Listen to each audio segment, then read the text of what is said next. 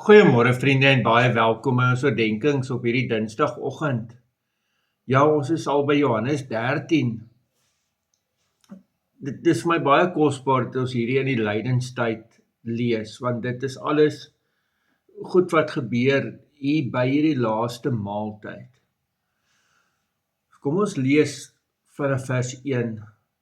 Voor die fees van die Pasga het Jesus reeds geweet dat sy uur aangebreek het, dat hy van hierdie wêreld na die Vader sou oorgaan. Daarom, omdat hy sy eie mense in die wêreld liefgehad het hy hulle liefgehad tot aan die einde. Daai tot aan die einde kan jy natuurlik ook vertaal met tot die uiterste. Net dis ongelooflik dat Jesus sy mense liefgehad het tot die uiterste toe. Gedurende die aandete het die duiwel dit reeds in die hart van Judas, seun van Simon Iskariot, gelê om Jesus te verraai. Jesus het geweet dat die Vader alles in sy hande gegee het en dat hy van God gekom het en weer na God terugkeer. Daarom het hy van die ete opgestaan, sy boklere uitgetrek, 'n linnedoek geneem en dit om hom vasgebind. Toe gooi hy water in die waskom en begin om die voete van die disippels te was en dit met die linnedoek wat om hom gebind was af te droog. Toe hy by Simon Petrus kom, sê die vir hom: "Here, gaan U my voete was?" Jesus het hom geantwoord: "Wat ek doen, verstaan jy nie nou nie, maar hierna sal jy verstaan." Petrus sê toe vir hom: "U sal beslis nie my voete was nie, tot in ewigheid nie." Jesus het hom geantwoord: "As ek jou nie was nie, het jy nie deel aan my nie." Toe sê Simon Petrus vir hom: "Here, dan nie net my voete nie, maar ook my hande en my kop." Maar Jesus sê vir hom: "Iemand wat gebad is, het nie nodig dat iets anders as sy voete gewas word nie, omdat hy reeds heeltemal skoon is. En julle is skoon, maar nie almal nie." Want Jesus het geweet wie hom sou verraai, en daarom het hy gesê, julle is nie almal skoon nie. Toe hy hulle voete klaar gewas het en weer sy boklere aangetrek het en aangeleen het om te eet, sê hy vir hulle: "Verstaan julle wat ek vir julle gedoen het? Julle noem my meester en Here en julle sê dit reg, want ek is dit. As ek julle Here en leermeester dan julle voete gewas het, behoort julle ook mekaar se voete te was. Ek het immers vir julle 'n voorbeeld gegee, sodat julle ook kan maak soos wat ek gemaak het. Amen, amen. Ek sê vir julle, 'n slaaf is nie belangriker as sy eienaar nie, en 'n gesant nie belangriker as die een wat hom gestuur het nie. As julle dit begryp, gelukkig is julle, as julle dit doen. Ek sê dit nie van julle almal nie. Ek weet wie ek uitgekies het, maar die skrif moet vervul word. Die een wat my brood geëet het sy haksken teen my gelig. Ek sê dit nou reeds vir julle voor dit gebeur, sodat julle, wanneer dit gebeur, kan glo dat ek is. Amen, amen. Ek sê vir julle, wie iemand wat ek stuur ontvang, ontvang my, en wie my ontvang, ontvang hom wat my gestuur het. Geliefdes, ons lees tot sover. Belangrik net, ek is net bang dit gaan in die vertaling verlore, hierso wanneer staan dat hy kan glo dat ek is.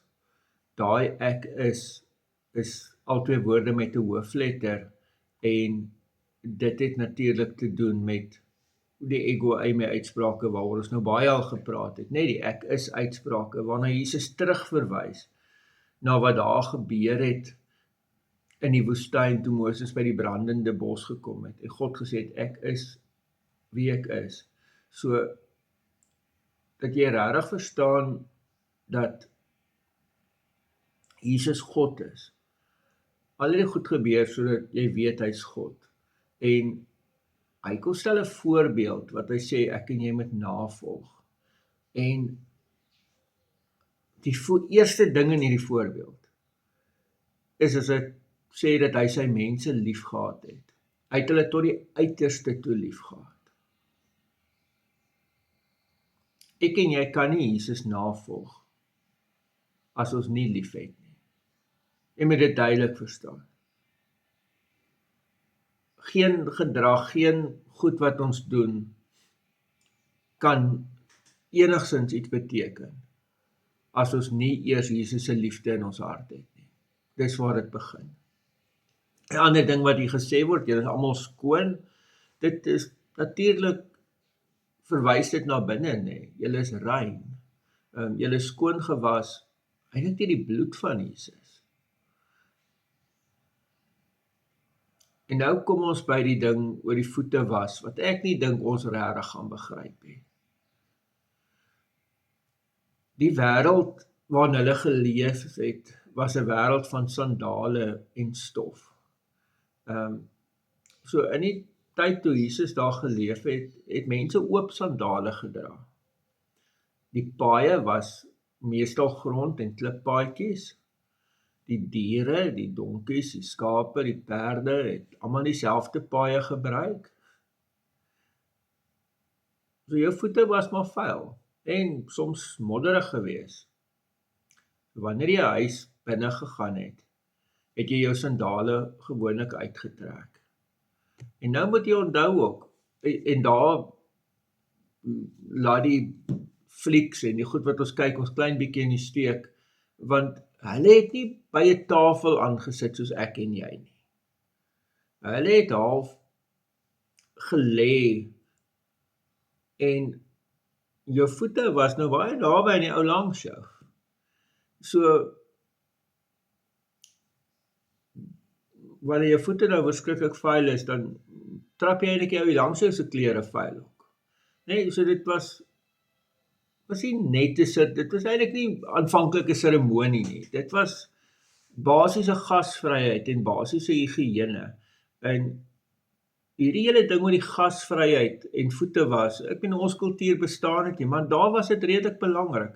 So Abraham, toe hy in Genesis 18 die besoekers ontvang, toe het hy ook water laat bring om hulle voete te was. Toe Abraham later sy dienaar stuur om 'n vrou te gaan haal vir Isak, julle onthou dit, nee, nou kom hy daar in Laban se huis.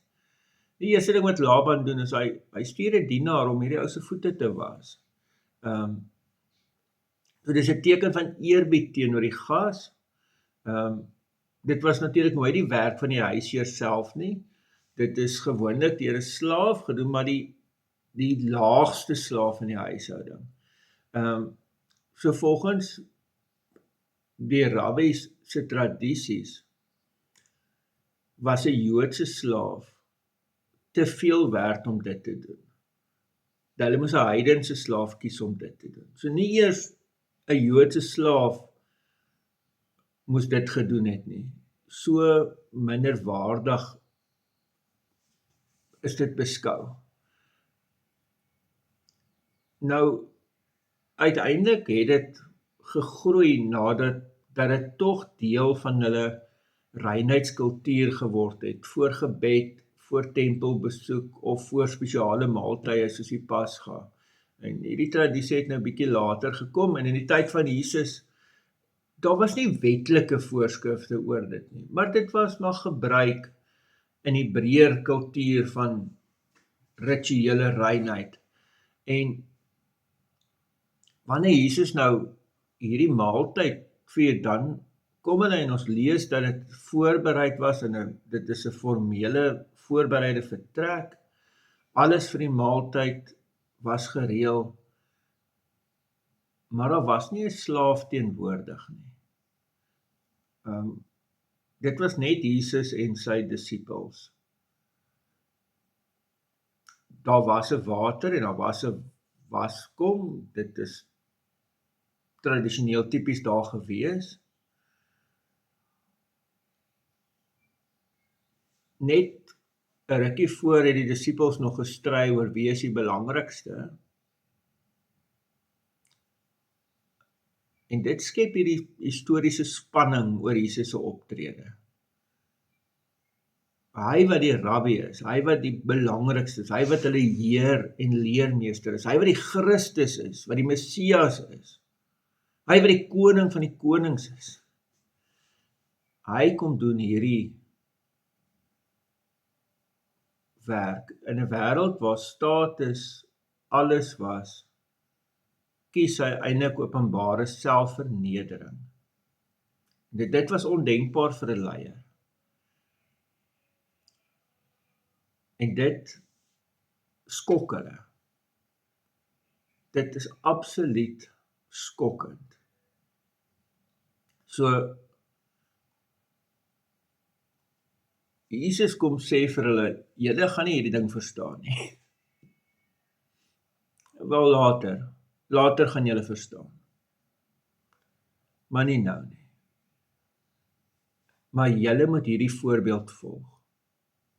Want sien, later gaan ek aan die kruis vir julle sterf, later gaan ek opstaan, later gaan die Heilige Gees uitgestort word, en later gaan julle my kerk begin.